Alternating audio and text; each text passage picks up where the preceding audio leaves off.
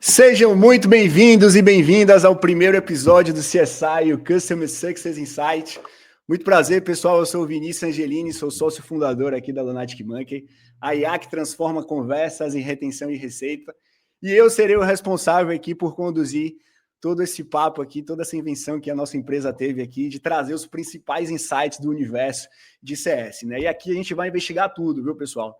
Tudo o que funciona no universo de Customer Success, o que realmente acontece dentro dessas operações de CS, o que dá certo, o que dá errado, o que funciona, o que não funciona, como essa área está mudando o mercado, e a gente sempre vai trazer pessoas aqui que estão fazendo acontecer, pessoas que estão envolvidas com esse universo e que estão ali na linha de frente. Então, o objetivo aqui do CSI é trazer muitos insights para você na prática, tá? Então, vamos trazer cases, resoluções, sempre num papo aqui muito alto astral, e com a participação de vocês, obviamente, tá? Vocês estão aí nos comentários, vocês vão poder participar, vão poder interagir com a gente, e a gente sempre vai estar trazendo uma referência aqui para estar conversando com vocês, tá?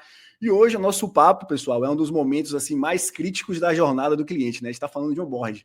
É ali que começa e, ao mesmo tempo, é ali que pode terminar. Então, nossa convidada de hoje vai estar explicando direitinho para a gente como é que funciona isso com o tema Desvendando o Onboard, né? O primeiro suspeito de churn está entre a expectativa e realidade. E para conversar sobre esse tema, pessoal, nosso primeiro episódio da nossa estreia, a gente não poderia deixar de trazer alguém super relevante aqui no nosso Brasilzão. Ela já está aqui na telinha comigo, eu vou adicionar ela aqui no nosso palco para vocês saberem de quem eu estou falando. Fala, Mônica, seja muito bem-vinda, tudo bem? Prazer enorme te receber. Uma das maiores referências aqui de Customer Success no Brasil. E, pô, tô tendo o privilégio de ter você no nosso primeiro episódio aqui do CSI. Satisfação em recebê-la. Eu que agradeço, né? Agradeço imensamente poder estar em projetos junto com você. Eu acho que desde que eu conheci a Lunatic, eu falei, gente, como ninguém tinha pensado nisso antes. E realmente é algo que está fazendo muita diferença, não só para todos os clientes da Lunatic, mas para os clientes da M2G também, né? Que a gente tem conseguido fazer a implantação. E para a M2G também, que a gente também faz gestão de CS usando a Lunatic. E, nossa, é um prazer enorme para mim estar aqui e poder falar desse tema que é tão importante, que é o onboarding, né? Onde tudo começa na jornada de CS, que a gente fala, não na jornada do cliente, porque a jornada do cliente, a gente sabe, ela começa desde lá do primeiro momento que ele tem interação com aquele cliente no site ou numa captação de lead. Então, a gente sabe que a jornada do cliente ela é algo muito mais longa, mas quando a gente fala da experiência dele com o seu produto, a gente começa realmente no onboarding, né? Que é onde a gente atua ali no dia a dia. Sim, com certeza. E para dar um início aqui, né, até para o pessoal te conhecer, para quem não te conhece, vou te fazer a pergunta que talvez seja a pergunta mais difícil aqui do nosso papo, viu? Quem é a Mônica Martinez? Olha, a Mônica, eu trabalhei durante muitos anos, né? Eu comecei minha carreira com telecom, né? Na parte de ofertas, produto, tecnologia, área comercial, muito em pós-venda, quando ainda não falava-se de CS há pelo menos 17 anos atrás. Quando a gente começou a estruturar e ouvir falar de CS, vindo ali muito dos ensinamentos de Lincoln Murphy e de blogs, né, de fora, aí eu comecei a trabalhar com CS em empresas como Nelway, Yugo, Lynx, entre outros empresas de software do mercado, e não só de software. Já fui gerente, head, diretora de operações, diretora de CS CX, e aí depois de um tempo, né, nos últimos 2 anos, eu sentia que trabalhar somente para uma empresa era algo que me faltava algo, né? Parece que eu não me sentia suficiente.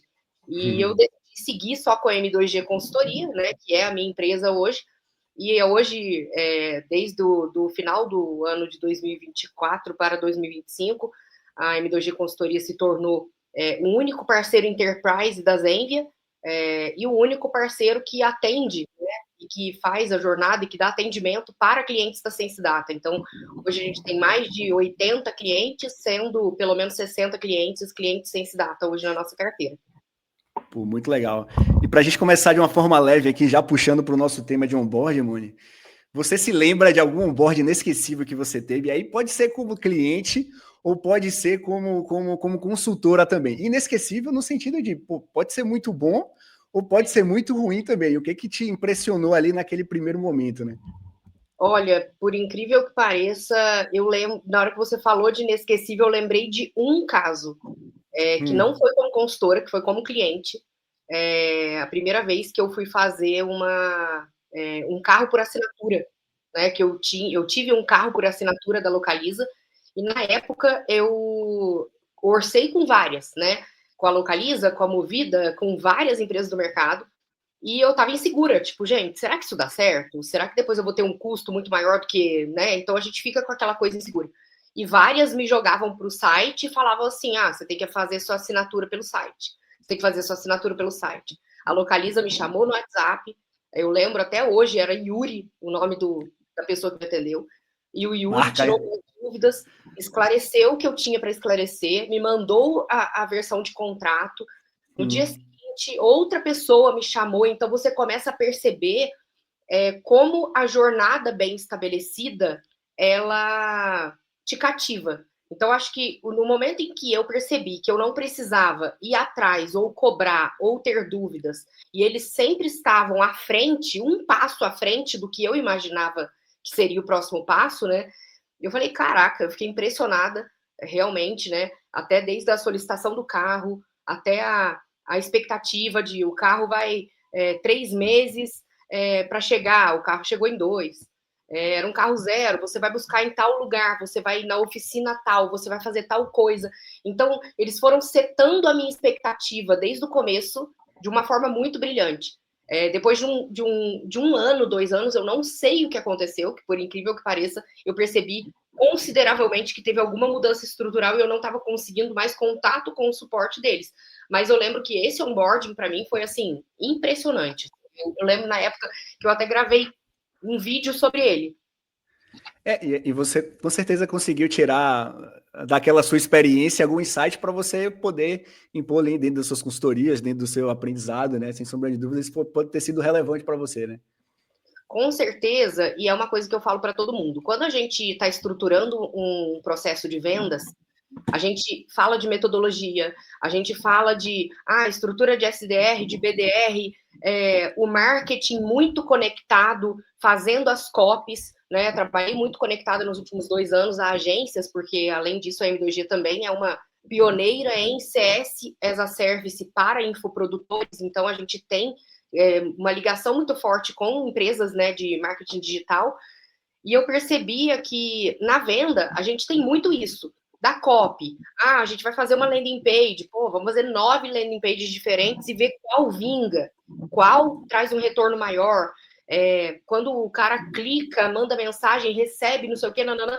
Então, no processo de vendas, a gente faz, cara, um negócio perfeito. E aí, o que eu trago para as pessoas é, gente, esse processo perfeito, ele tem que continuar. Né? Ele não pode ser feito somente para a venda. E eu acho que muitas empresas, elas de fato hoje ainda não pegaram isso, né? De que você tem que construir toda essa jornada, o marketing tem que olhar para a jornada de venda, captação e etc. Em todas as empresas que eu participei, reuniões de diretoria, o marketing ia lá para falar de funil. Funil, funil, funil, funil. O marketing não ia lá para falar, a gente está trabalhando uma ação de retenção junto com o CS, a gente está lá, está fazendo toda uma jornada de comunicação para vender um módulo novo. Aí geralmente é assim, o CS se vira, né? O CS Ops vai fazer tudo isso, então a gente percebe que que desconecta muito, né? Faz tudo, e aí eu sou uma pessoa mimizenta que falo que as pessoas ainda olham muito mais para vendas do que para CS, e essa é uma realidade. Então eu falo que o meu mimimi, ele pode ser um mimimi, mas é um mimimi com embasamento, né? E no último mês, Vinícius, para sua surpresa também, que eu não lembro se eu te contei isso em off, a gente teve 2 clientes que desfizeram a área de CS inteira, pegaram o suporte, jogaram embaixo da TI e falaram que o foco era nova venda. Então, assim, eu fiquei, assim, apavorada, né? Eu falei, tá bom, eu ia fazer o quê? Eu tô conversando com o diretor, com o sócio da empresa, eu vou falar para ele que a atitude dele, que a decisão dele... Não, a decisão dele, ele é o dono do negócio dele, né? Mas isso vai meio que contra o que a gente fala, né? Se você está fazendo um processo de vendas brilhante, você tem que continuar esse processo de vendas até o final. A gente fala de... E tem até uma palestra minha que eu dei para uma universidade, na verdade, que foi uma aula sobre a correlação entre a jornada e o relacionamento, porque qualquer tipo de relacionamento, seja ele de um colaborador com uma empresa, seja ele de um de amoroso, de amizade, de pai, família e etc., qualquer relacionamento, é uma jornada, né? Ele tem momentos onde você está conhecendo, né? E aí eu brinco que o momento do lead, entrar em contato, etc., pode ser aquilo de, eu tô conhecendo uma pessoa, mas não é namoro, não é nada. Aí na hora que você faz a venda, você ali tá namorando aquela pessoa, na hora que você tá no onboarding, talvez pode ser comparado ali a uma lua de mel. E aí é o que eu falo, cara, você não vai deixar a toalha em cima da cama e a cueca suja no quarto do hotel na lua de mel. Você quer surpreender. Então, o onboarding, você precisa estar sempre um passo à frente. Não deixar com que o cliente te cobre algo, te pergunte algo, te pergunte, olha, você falou que ia enviar uma ata no dia tal e você não mandou. Isso é um erro imenso. Então, a gente precisa ter uma jornada muito bem estabelecida para que isso aconteça. E o que eu percebo, até nessa desconexão entre o que é possível ser feito de automatizações, de copy, de coisas envolventes com o cliente na venda em CS, é muito pela falta de que em CS os processos ainda são muito manuais. Entrar em contato com o cliente, os playbooks ainda são etapas de coloca o humano para fazer. Sendo que ele poderiam ser etapas mais automatizadas, mais usando IA, e não usando IA, tipo, joga o cara para o chatbot. Não. Né? A gente está falando muito mais de terminou uma reunião, captura aquilo, faz um resumo, manda uma ata, 2 dias antes, um dia antes da reunião, é igual o follow-up de vendas, né? Os follow-ups de vendas hoje, eles não são feitos de forma manual, eles são feitos de forma automática. Às vezes fala assim, oi, Vinícius, tudo bom? Temos um follow-up amanhã, não sei o quê. Podemos confirmar? É uma mensagem no WhatsApp. E aí, quando eu tenho reuniões com diretores, com equipes de CS, fala assim, não, mas a gente não pode gastar com WhatsApp, porque a gente está economizando, a gente precisa economizar. Aí você vai ver, a área de vendas está gastando com leads e etc., 40 mil por mês, mas para fazer um disparo para o cliente sobre uma determinada jornada, não tem receita. Então, cara, eu vou te dizer, assim, é a nossa realidade hoje, tá? A gente vê muito isso aqui também, Mônica. Diversas plataformas que dependem do input manual ali do CS, né? Ou do vendedor, enfim, já que você puxou esse assunto. E se esse input não é de qualidade, ele não vai ter esse output, ele não vai ser de qualidade também, porque você depende dessa informação, né? E quando a gente deixa essas coisas serem feitas de forma manual, às vezes a pessoa está muito sobrecarregada, a gente sabe como é o CS lida ali com a operação, né? E vai acabar priorizando o atendimento do que garantir essa gestão. E essa gestão é fundamental, inclusive, para você melhorar o atendimento. Então, a gente vê muito esse problema aqui dentro da Lunatic Monkey, que é algo que a gente tenta resolver, por exemplo, né? Automatizando tudo isso. E isso vai afetar o quê? A jornada do cliente, a experiência do cliente, né? Como um todo. E você disse, a gente começou a falar sobre o tema do onboard, né? E aqui no CSI, Mônica, como você definiu, o convidado sempre escolhe o tema, né? E por que especificamente você quis falar sobre esse tema aqui, sobre o onboard? Ô, Vini, eu acho que o onboarding é a primeira etapa onde, de fato, o CS entra em cena. Onde a gente começa, porque tem gente que fala que o onboarding é onde começa a jornada do cliente. Não, não é. A jornada do cliente, ela começa desde o primeiro momento que ele entrou no seu site e que ele teve a primeira experiência com a sua marca. Mas aonde a gente começa o trabalho de CS, né, que é entendendo a necessidade do cliente, alinhamento de expectativa, construir todas essas etapas até fazer com que o cliente... Porque, assim, para que o onboarding existe? O onboarding existe porque você precisa que o seu cliente tenha uma adoção ao seu produto. Senão, você não precisaria. O Spotify precisa fazer onboarding? Não precisa. né? O iFood precisa fazer o onboarding? Não precisa. E mesmo assim, se você é um primeiro usuário, ele vai te direcionar quais são os primeiros movimentos que você tem que fazer. Então, é muito porque, para mim, aqui é o ponto de partida. É a chance de você perder 30% dos seus clientes no onboarding é se você fizer um onboarding mal feito. E eu vejo muito cliente, hoje eu estou falando para você, a gente atende 57 clientes Sense Data. Se eu te falar que nem 10% desses clientes tem jornada automatizada, fazendo mix entre e-mail, WhatsApp, etc, etc, etc, essa é a realidade.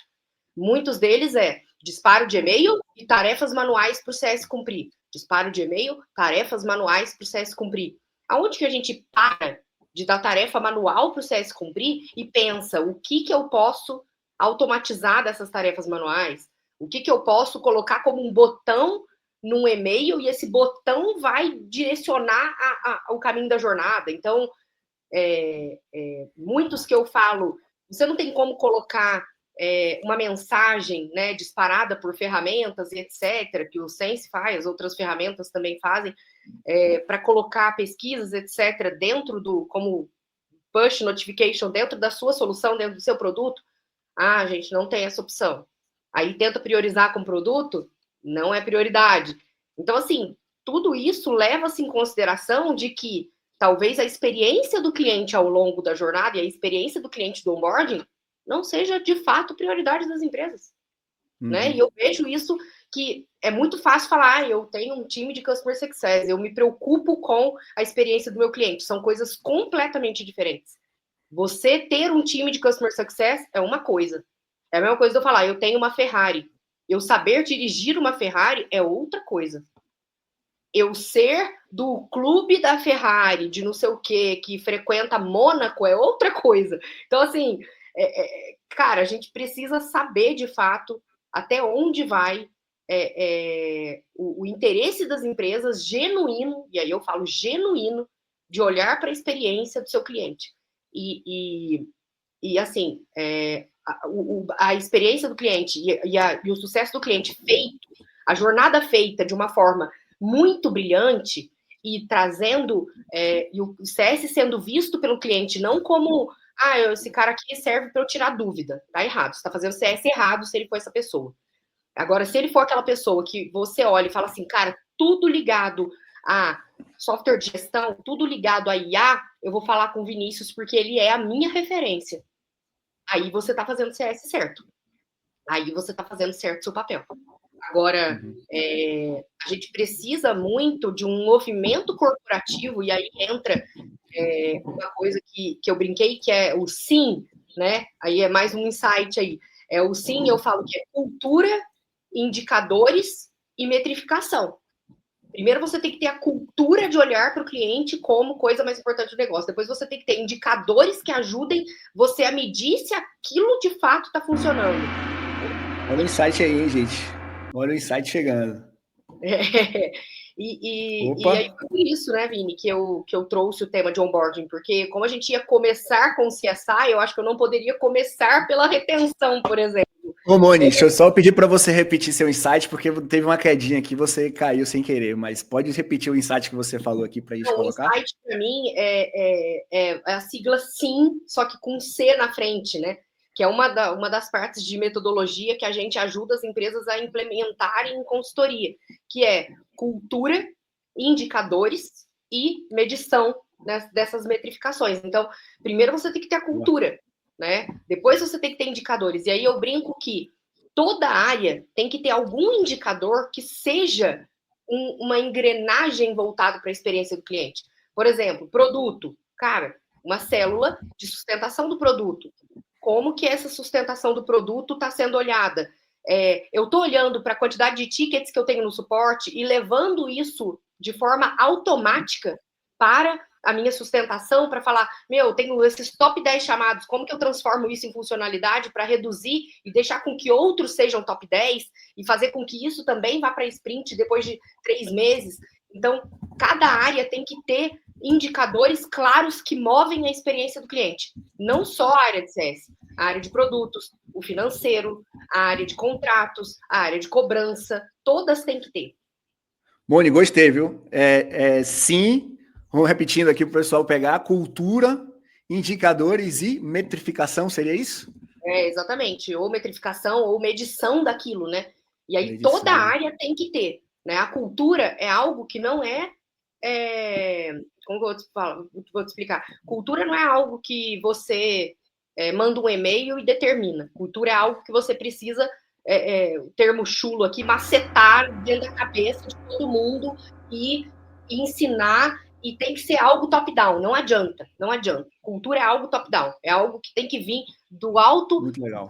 não só da diretoria, mas do board, e todo mundo tem que ter isso como cultura. Na hora que você tem isso como cultura, cada área tem que ter indicadores que movem os tópicos de cultura.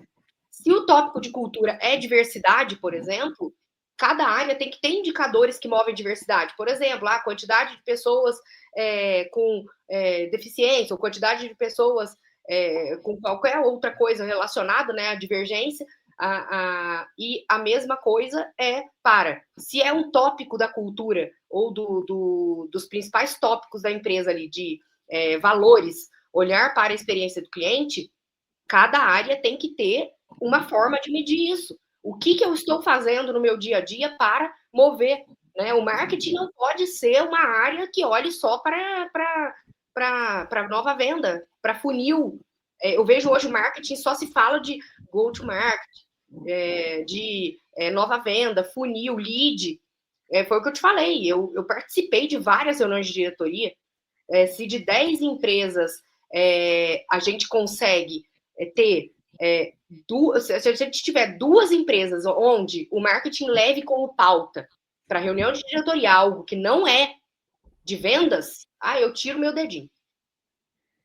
Eu tiro meu dedinho, porque eu tenho certeza que não é. A prioridade de marketing hoje, da maioria das áreas de marketing, é olhar para nova venda, né? E não tem espaço, não está sobrando espaço para olhar para onboarding, para olhar para a experiência, para olhar para copies, para olhar para como fazer com que a jornada seja conhecida. Eu concordo, Moni.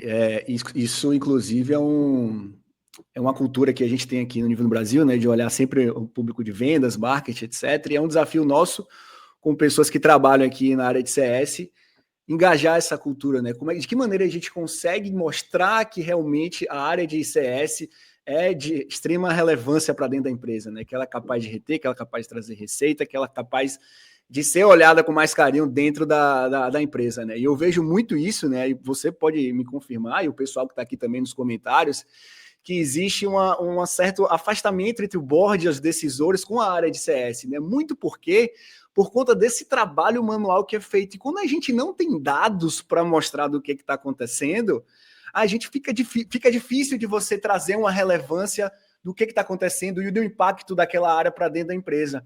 Então, a gente já não tem uma cultura a nível de experiência de jornada de CS, né? E quando a gente pega uma empresa que é totalmente focada na venda, a gente não tem dados para comprovar aquilo que a gente está fazendo, a gente vive num limbo ali, né? Tenho que ter uma área de CS porque eu preciso ter uma área de CS aqui, mas como é que eu consigo engajar e mostrar esse valor se eu não tenho dados? Se eu estou sendo extremamente reativo, eu trago aqui para dentro da Lunatic, né? O WhatsApp, por exemplo, é muito utilizado nessa operação e o pessoal está extremamente reativo, resolvendo demanda no WhatsApp, e não consegue extrair dados de nada, não consegue mostrar impacto disso, não consegue extrair valor disso. Então, eu acho que é um desafio a nível de cultura, trazendo do seu sim aí, né?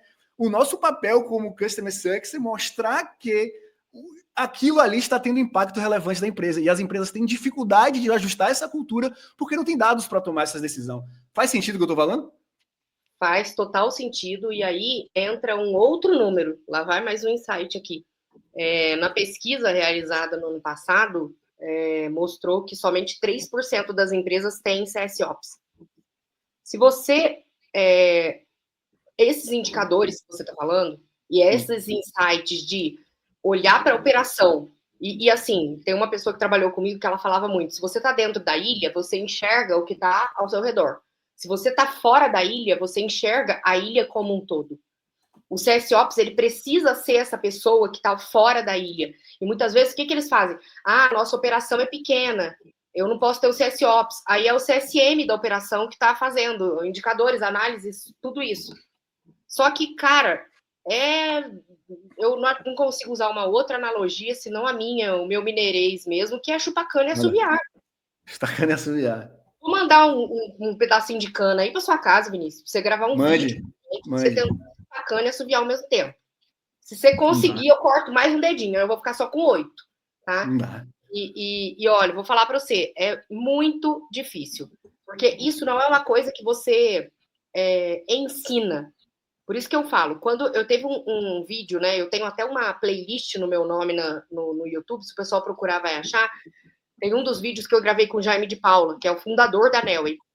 E ele fala que desde o começo ele trouxe um pessoal lá de Harvard para cá para falar sobre processos.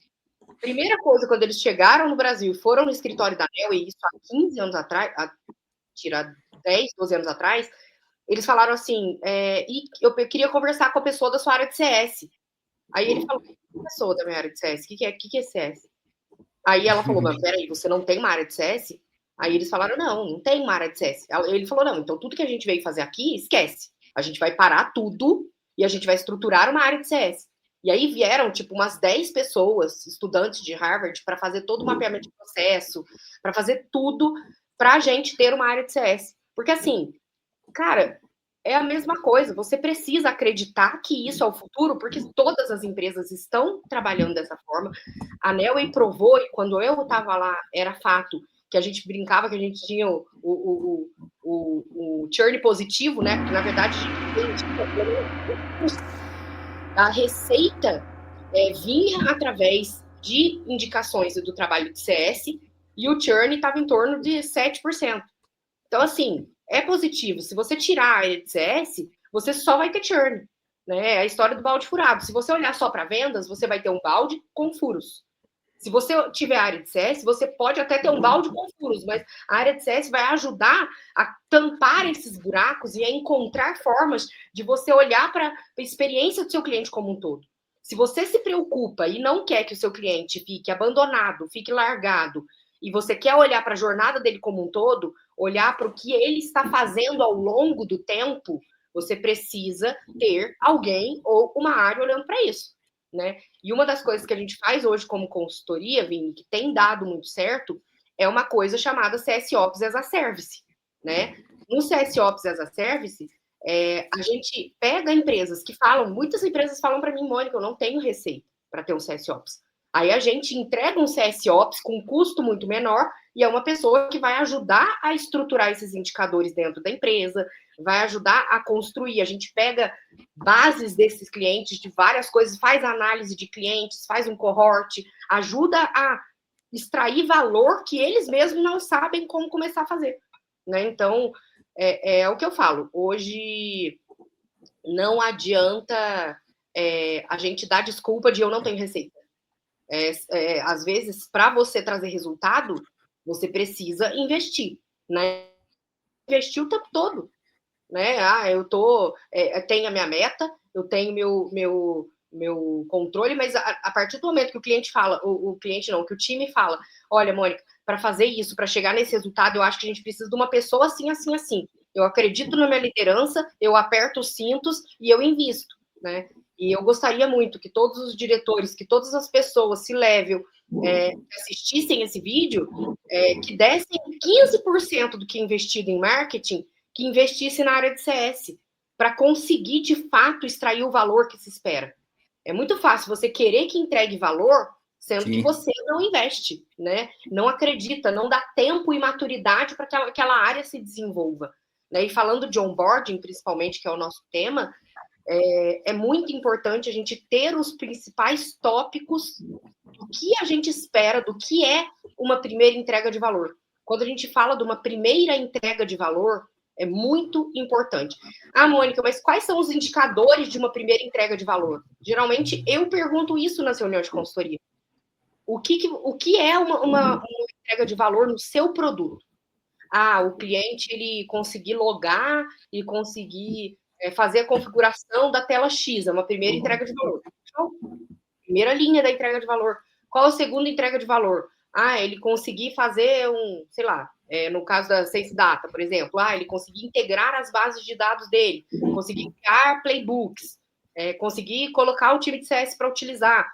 São pequenas entregas de valores e você precisa ir vencendo esses baby steps e precisa ter um tempo médio que você acredita que é o ideal entre cada etapa. Não é para deixar a Deus dará, né? O cliente está lá 6 meses no onboard. Não, você precisa ter um dashboard onde você acompanha. Dessa etapa para essa etapa, eu estimo que deveria ser 5 dias. Dos 20 clientes que eu tenho onboarding, quantos estão em cada etapa? Quantos estão vencidos nessa etapa? Se está vencido nessa etapa, por quê? Levanta o sinal vermelho. Mas eu não tenho indicadores. Vini, até numa planilha em Excel, flegando na mão, a gente consegue. Basta a gente querer fazer. Né? A gente Quem quer, vai atrás, né? E a gente não precisa ter o melhor software do mundo para fazer as coisas, né? A gente hoje consegue fazer muita coisa. Eu já implementei áreas inteiras de CS, porque não tinha receita para contratar um Sense Data, um Customer X ou qualquer outra ferramenta, em ClickUp, gastando R$1.000 por mês. Então, assim, dá para fazer. Tem que querer fazer. Essa era uma pergunta que eu ia fazer, né? Como a gente consegue fortalecer esse onboard sem precisar gerar grandes investimentos, né? Porque muitas vezes, por conta dessa cultura, a área de CS não está sendo olhada, né? Então, consequentemente, os investimentos são direcionados para outros setores, e aí quem está lá tem que se virar, né? Mais uma vez, quem quer faz acontecer da maneira que tem, até que tenha condições melhores, fazendo é melhor. E usar dados para comprovar aquilo ali para conseguir, né? Então, o que a gente poderia fazer para que, mesmo sem um investimento, a gente consiga garantir aquilo ali, e não só garantir aquilo ali, mas que mostre esse resultado, que aquilo ali está sendo eficiente ao longo do tempo para a empresa. Não, e assim, desde 2015, quando eu fui para a Neoway, quando eu saí da Vivo, né, da área de planejamento estratégico da Vivo, e fui para a Neoway para liderar um projeto de Key Account, né, de um cliente lá do Rio de Janeiro, a gente já começou a olhar para indicadores, olhar para estrutura, olhar para tudo. E a gente já tinha em mente, através de artigos de fora, né, qual era um percentual médio de que deveria ser investidos em time de CS. Então, eu já trabalhei em empresas, né, na NEL, inclusive, que eram investidos de 10% a 12% do valor da MRR. Então, fazendo uma conta junto com o pessoal, se você tem uma carteira ali de R$100.000, pelo menos R$10.000 dessa carteira tem que ser investido em time de CS. Se você tem uma carteira de R$500.000, pelo menos R$50.000 tem que ser investidos em time de CS. E aí, time de CS, eu tô falando o quê? Colaboradores, ferramenta, tecnologia, depende. Se você vai incluir suporte, você tem que aumentar um pouco esse percentual. Se você vai considerar o seu CS, você reduz esse percentual. Mas eu já trabalhei em empresas que investiam 4%, porque às vezes o ticket era muito alto, tá? Então, assim, mas é o que eu falo. Quando me perguntam, como que eu sei o tamanho de equipe que eu tenho que ter? Eu falo, gente, considera pelo menos 8% de investimento. Aí, às vezes, você fala isso num board e fala, nossa, mas 8% é altíssimo. Cara, esse dinheiro tá indo para algum lugar. Então, assim, e geralmente não é só por igual o pessoal, nossa, tá indo pro bolso dos investidores. Não. Para com essa conversa. Às vezes está indo investimento de marketing, investimento de outras coisas, só que não adianta você investir em novas vendas e deixar o cliente que está dentro de casa ir embora. E eu vejo claramente, muitas vezes, às vezes o payback desse cliente com o CAC, que o CAC está cada vez mais alto, né? A gente fala assim, eu estou conseguindo... Antes era fácil você atingir um cliente por um marketing digital, anúncios, ads e etc. Hoje está cada vez mais difícil você conseguir a atenção desses leads, né? Porque a concorrência é tanta informação nas redes sociais que está difícil, de fato. Então, hoje a gente percebe que o CAC está cada vez mais alto. Na hora que você pega o seu CAC e o seu custo operacional de manutenção de software, etc., e tenta diluir, eu já peguei empresas que eram assim, o payback era de 6 meses, mas o tempo médio que o cliente ficava na carteira era de 8. Eu falava, cara, você tá... Qual a lógica disso? Você tá pagando para trabalhar. Então, não dá. Ou você diminui seu CAC, ou você tem que fazer com que o lifetime value desse cliente seja maior, o lifetime desse cliente seja maior, porque você precisa fazer Eu falo, CS não é filantropia. A gente precisa fazer a conta fechar, a conta se pagar e trazer retorno financeiro. Eu falo, CS é diretamente ligado à receita. É trazer mais receita. E é mais fácil, né? Você vender para quem está na base do que está fora, né? É muito mais caro, inclusive, para você vender quem está fora, muito mais complexo. Então, tem muita oportunidade que as empresas acabam não extraindo o suco, muito por conta de não ter essa visão que a gente trouxe aqui, né? Por olhar só ali para o outro setor. E, Moni, vamos só dar uma passadinha aqui nos comentários, tem bastante gente comentando, tá? Vamos puxar aqui, ó.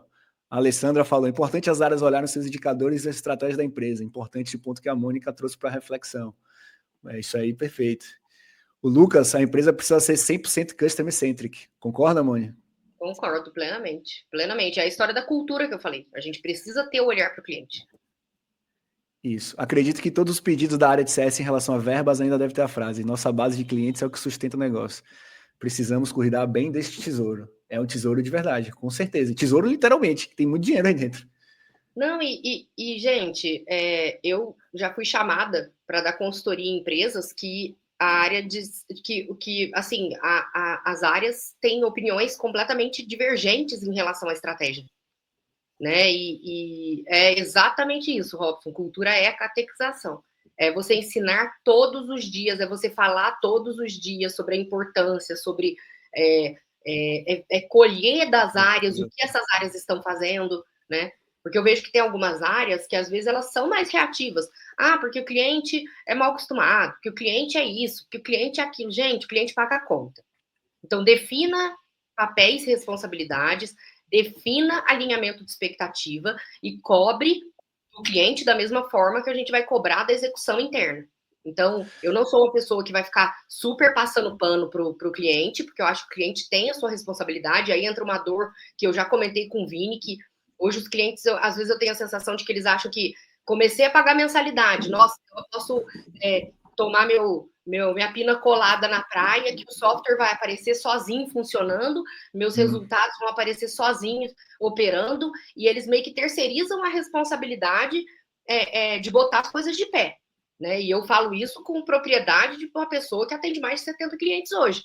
E não, a gente precisa saber até onde vai o papel e responsabilidade cliente-fornecedor. E o onboarding, ele é aonde isso vai ser feito. E muitas vezes eu falo, porque vendas, aquele choro, né? Eu falo, gente, para. Porque vendas vendeu com informação de que a gente ia fazer tal coisa e não é isso que a gente faz. Por isso que o alinhamento de expectativa tem que ser uma reunião entre cliente, CS, vendas, onboarding, aonde alinha-se todos os pontos, estamos aqui reunidos, né, no matrimônio, para definir os pontos desse relacionamento. Quais são os pontos desse relacionamento?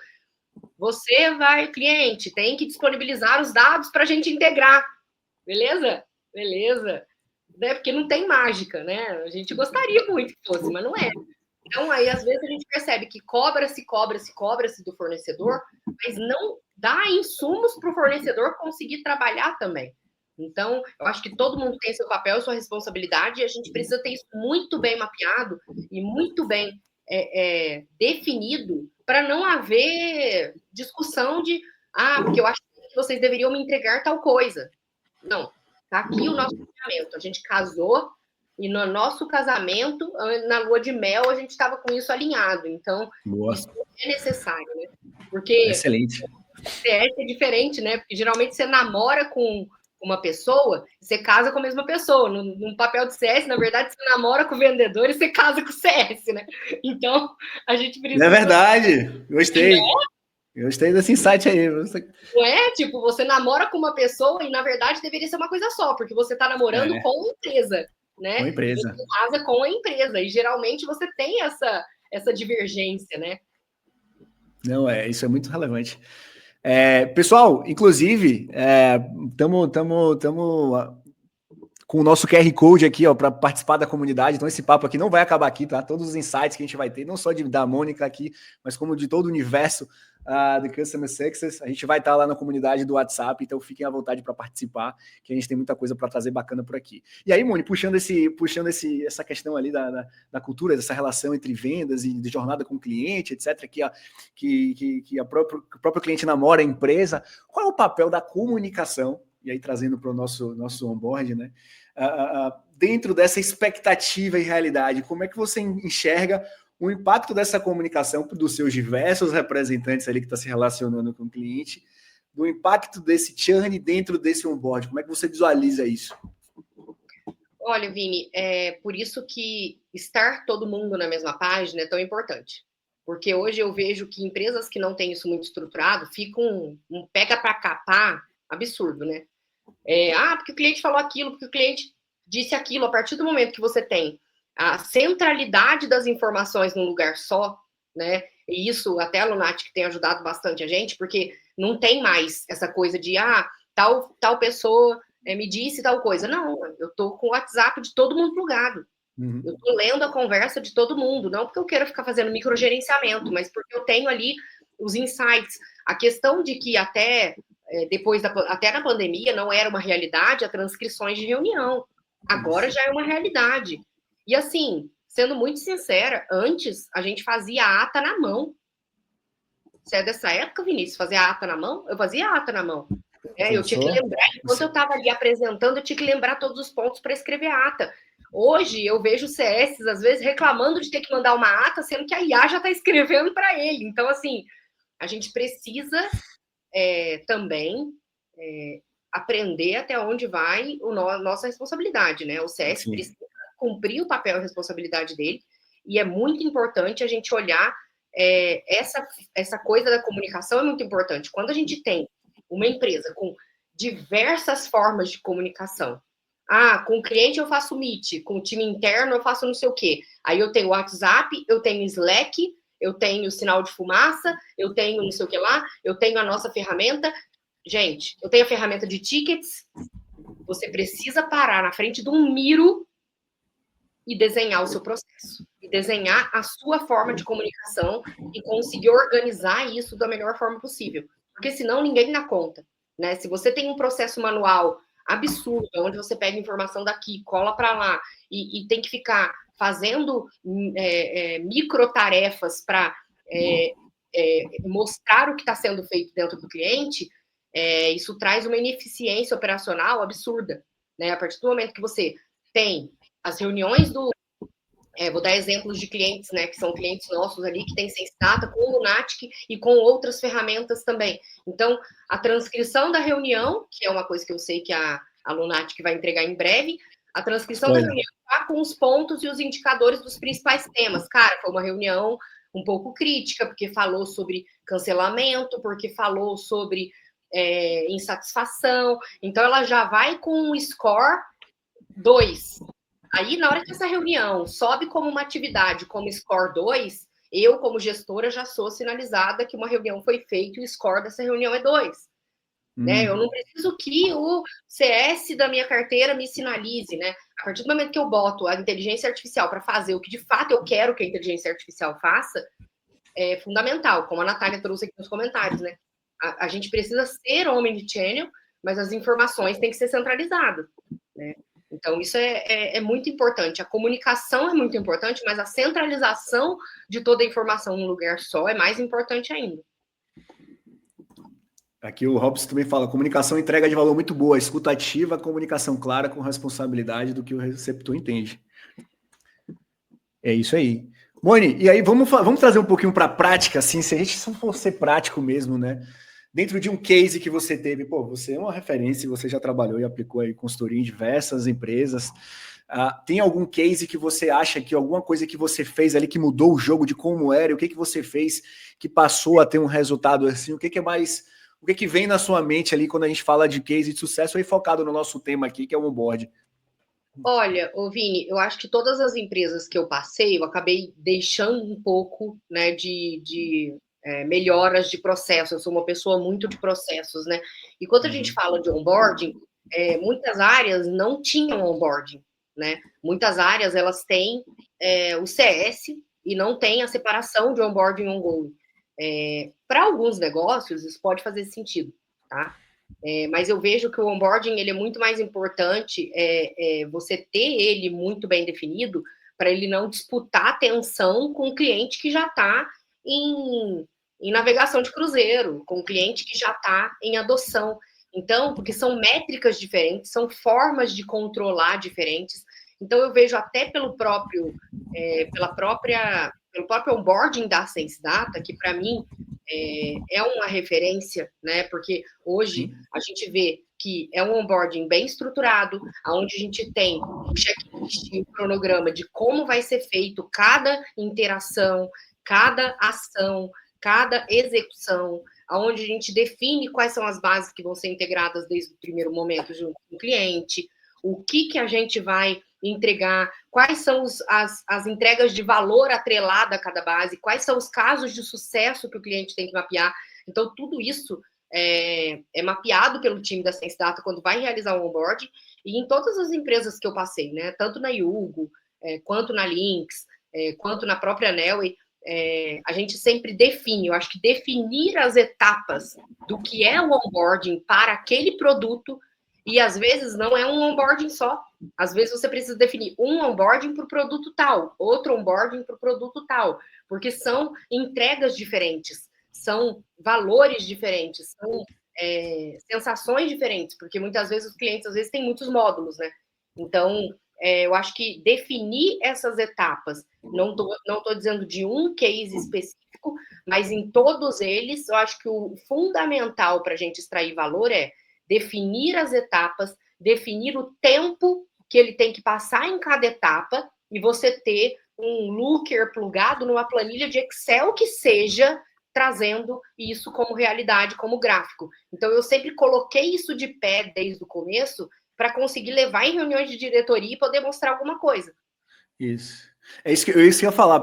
Você acabou de falar bem aqui, mas se a gente pudesse fazer um checklist do onboard, vamos considerar aqui que a gente tem pessoas que estão assistindo que acabaram de assumir a posição de liderança, ou então que estão aqui na área de onboard também e querem evoluir ali as suas entregas, tanto para o cliente quanto para a empresa. Se a gente pudesse fazer um checklist aqui agora dessas pessoas que estão tentando evoluir os seus processos aqui, o que você diria assim, um passo a passo de checklist para o onboard? De forma muito macro, eu acho que a primeira etapa, com certeza, tem que ser um alinhamento entre CS e vendas, do que foi vendido, qual é o escopo, e isso pode ser uma reunião, como pode ser algo que o vendedor já preencha no CRM e o CS receba aquilo muito bem mastigado, tá? Aqui na Lunatic, por exemplo, Moni, as empresas utilizam tanto na área de vendas quanto na área de CS. Então, tudo que conversou ali no WhatsApp do vendedor já vai estar estabelecido no CRM e o CS já tem tudo destrinchado do que aconteceu. Né? Então, E aí mastigado, eu acho exato.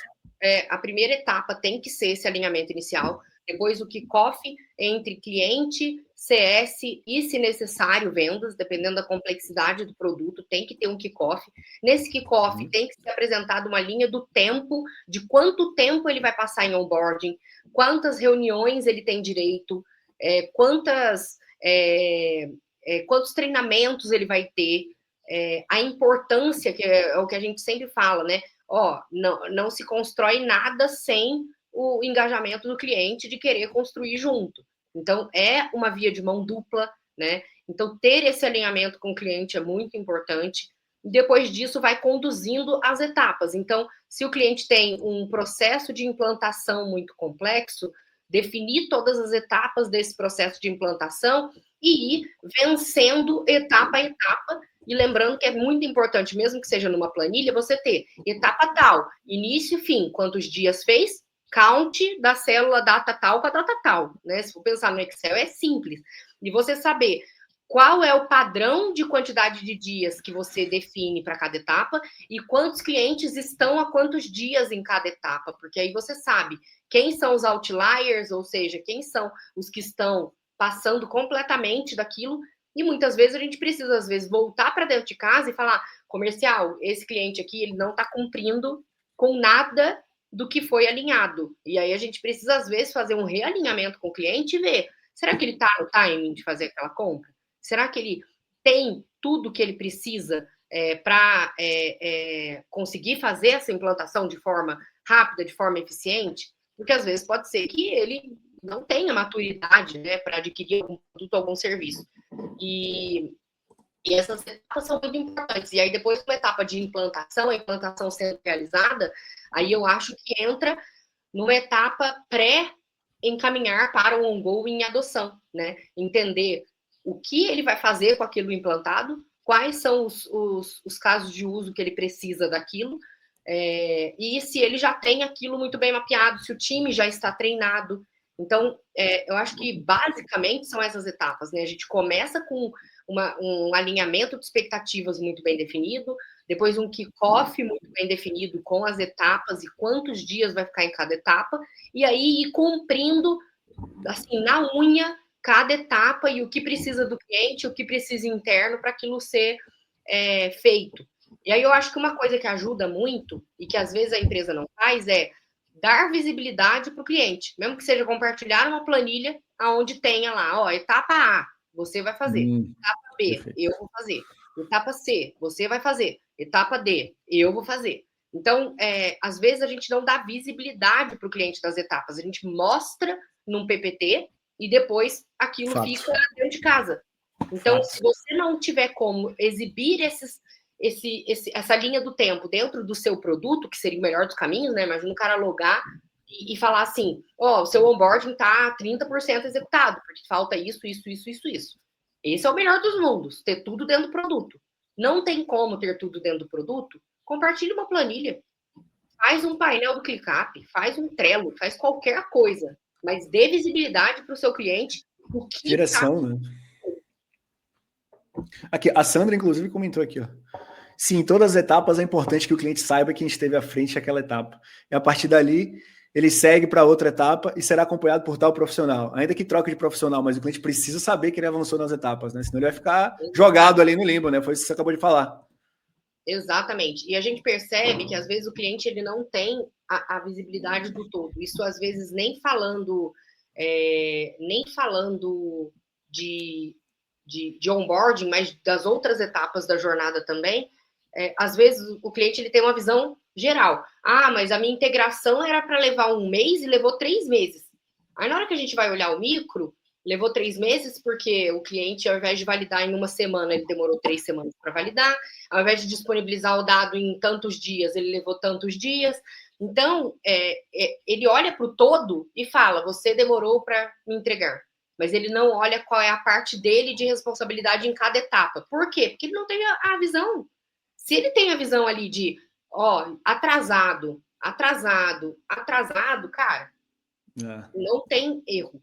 Por isso que eu falo, não adianta olhar como uma linha onboarding. Não, é onboarding microetapas. O cliente precisa ter visualização das microetapas que ele está conduzindo ali. E, Moni, o que você acha? Uma dúvida que eu tenho aqui, particularmente, né? É óbvio que, cara, quando a gente fala de CS, existe muita personalização, né? Do seu negócio, do seu produto, do seu cliente. Mas, a nível de processo aqui, você acredita que o onboarding ele pode ser mais... Ele precisa ser mais padronizado ou personalizado? Por quê? Porque a gente alinha eficiência e experiência. O que você enxerga ali a nível dessa personalização ou padronização da entrega do onboarding? Depende do tamanho do cliente. Se você tem um cliente com ticket mais baixo, não adianta você personalizar, porque você precisa fazer com que a conta se pague. Então, por exemplo, eu vejo clientes que têm MRR de R$300 por mês. Gente, MRR de R$300 por mês não tem como você personalizar o onboarding. Você tem que ter uma rotina.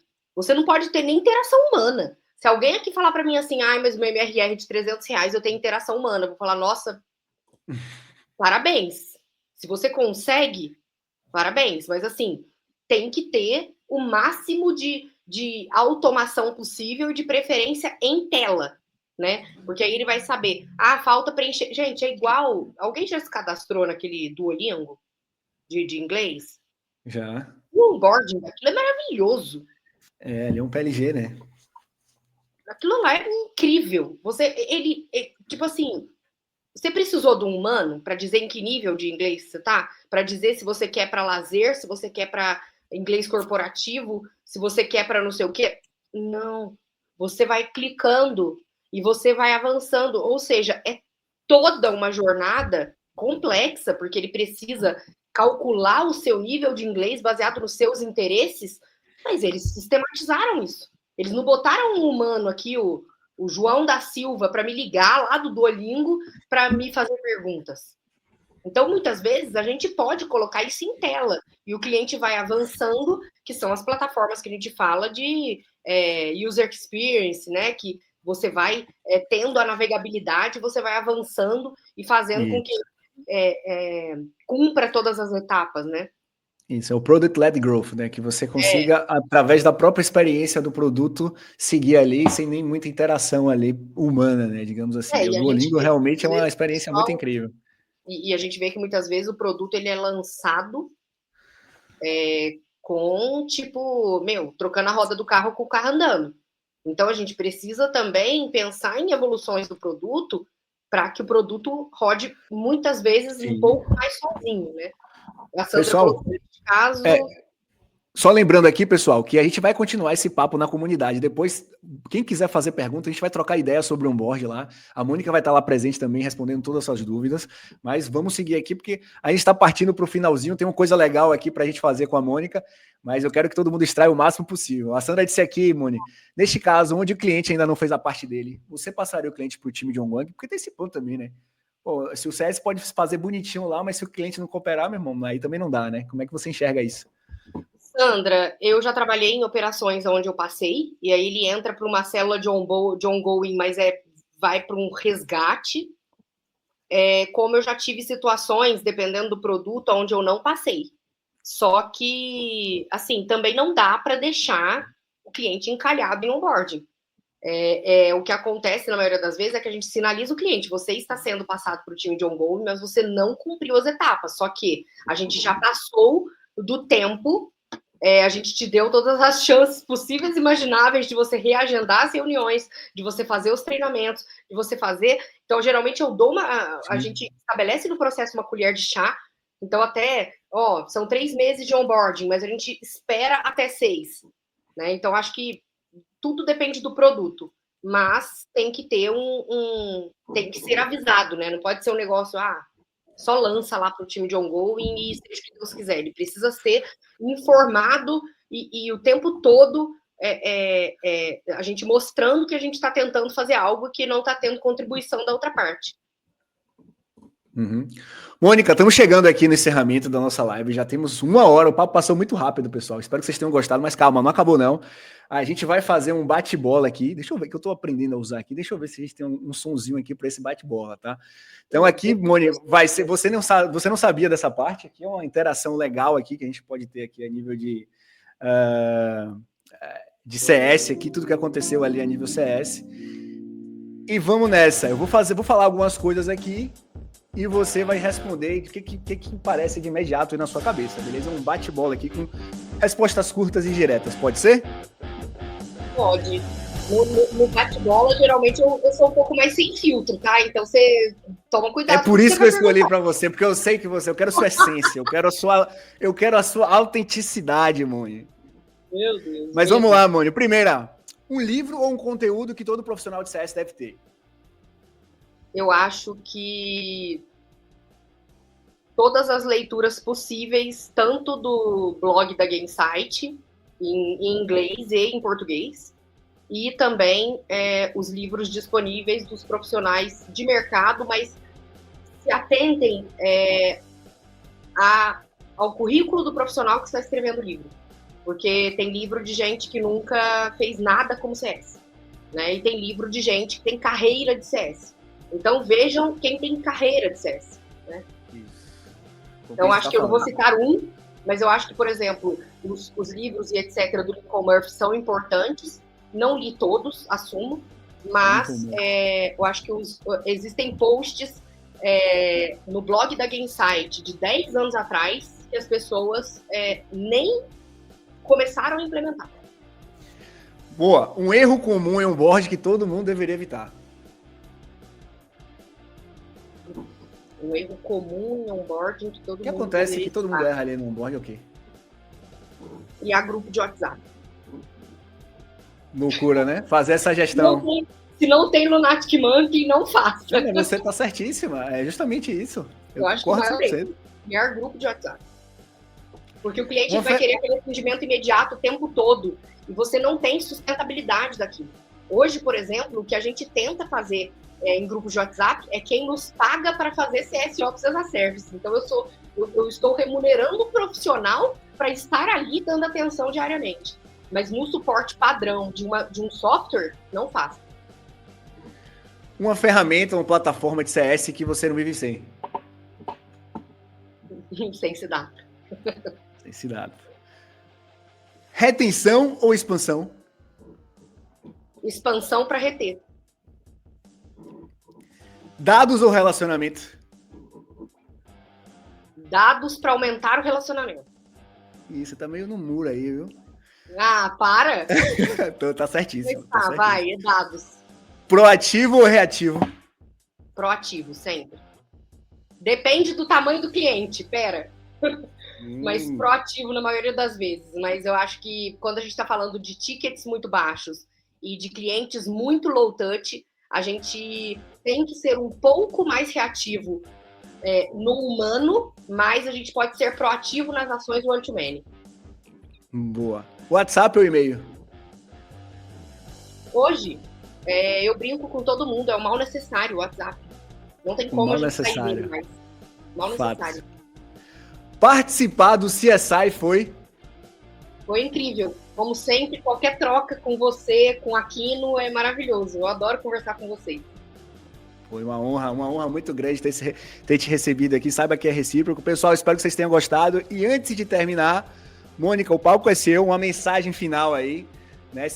Para quem está assistindo no começo da jornada, talvez ali que tem um onboard como desafio, qual seria seu conselho aí para o CS, para a área de Customer Success, para pessoas que estão nos assistindo aqui poder crescer e ter uma vida profissional de referência igual a sua? O que ele precisa fazer? Qual seria seu conselho?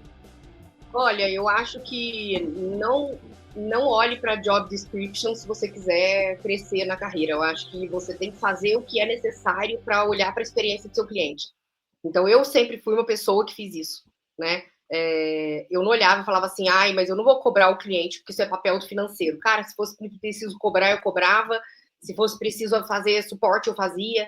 Então, apesar da gente ter que olhar para processos e cada um tem seu papel e sua responsabilidade, sim, quem se dedica mais, quem não olha para essas limitações, eu acho que tem um desenvolvimento de carreira muito maior, né? Tem pessoas que eu mentoro e que eu falo muito isso, né? É importante a gente saber onde a gente quer chegar, traçar os nossos objetivos de carreira e entender até onde estão as nossas deficiências e trabalhar nas nossas deficiências, né? Eu sou uma pessoa que eu tenho muitas deficiências, né? Eu tenho muitos vícios de atuação e eu trabalho diariamente para melhorar isso, né? Para aprimorar isso, para ser uma profissional melhor. Então, acho que as pessoas elas têm que olhar para isso e também, se tiver a oportunidade de ter uma consultoria, de ter softwares para ajudar no seu produto, tenham, né? Porque eu vejo que as áreas de vendas, elas contratam metodologias, elas contratam profissionais de vendas.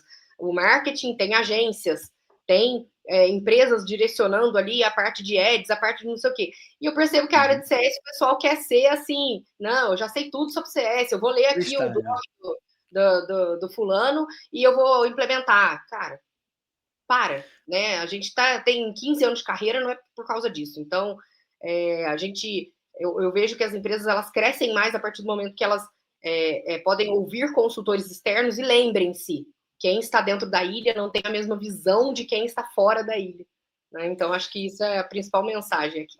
Perfeito. E tá muito ligado com o que a gente busca fazer aqui no CSI, né, Moni? Trazer os principais insights de quem já vivenciou, de quem já acertou, de quem já errou, para que você consiga ali educar essa área, essa cultura e fazer o cenário de Customer Success no Brasil de uma melhor forma. Moni, muito obrigado, pessoal.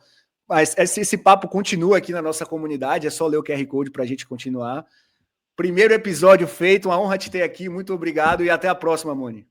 Até, obrigado, pessoal, obrigado pela participação de todo mundo. Valeu, turma, tchau, tchau.